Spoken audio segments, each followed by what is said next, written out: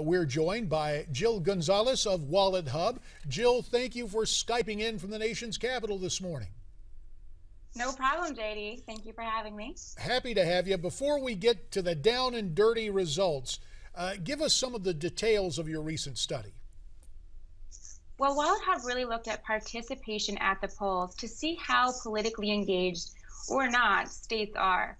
So we looked at the registered percent of voters in 2012, as well as the people who actually went out and voted in the 2010 primaries and the 2012 presidential race. And then we, of course, included political contributions per state. Jill, could you explain how you think personal finances play a role in people's participation in the election process? Well, that's something that we wanted to see. Is it money that matters? Is it education? What really makes people politically involved? And we saw that people's finances really had less to do with it than how much they cared about the politicians and their platforms. All right, so passion rather than paychecks. Got it, Jill. Let's get to the down and dirty. The bottom five, the five least politically engaged states, according to your study. Those five were Utah, Texas, Hawaii, Oklahoma, and West Virginia. And we list West Virginia 51st because you include the District of Columbia. And we'll get to the D.C. in just a second. But of those you just enumerated, which one surprises you to see on the list? Well, Hawaii typically does have low voter turnout, but for us it was even more surprising that from 2008 to 2012, Hawaiians went down 10% in voter turnout. And that is where Obama is from, so it's kind of surprising there. Well, we know that Texas is a surprise there. Now, as far as the most politically engaged states, Washington has to be on the top of that list. Could you provide for us, Jill, the top 10 on that list? Of course. The top 10 were Massachusetts, Colorado, Minnesota, District of Columbia, Wisconsin, Maine, Iowa, Mississippi, Montana, and Oregon, rounding out the top 10. And of course, as Francesca was mentioning Washington, she was mentioning Washington as in D.C.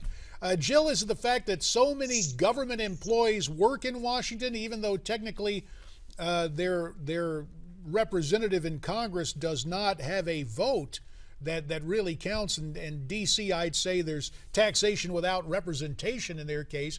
Is it the fact that so many paychecks are tied to the federal government that brings that heightened involvement in politics in the District of Columbia?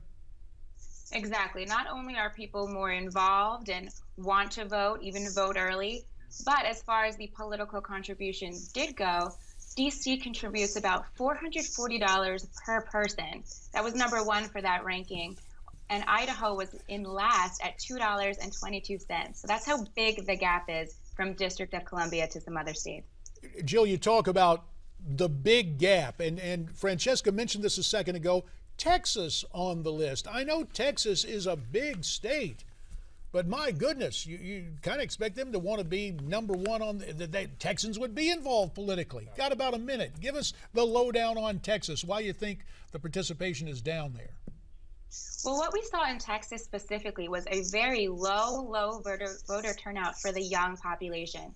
Ages 18 to 24, less than 20% of them are voting in Texas, where 70% of senior citizens are voting. So if Texas can get those young people motivated to go out and vote, I think they'll definitely see a boost in rankings next year. All right, Jill Gonzalez of Wallet Hub, we certainly appreciate your insights. Of course, the challenge, Francesca, is this: regardless of the state, usually young people show up to the polls in fewer numbers than do more senior voters, and it has ever been thus as long as 18-year-olds have had the vote. Well, let's hope there's a change in that, JD. Well, times are a-changing, and speaking of time moving along, the second hour of America's Forum begins after we take this time out. We hope you'll stay with us here on Newsmax TV.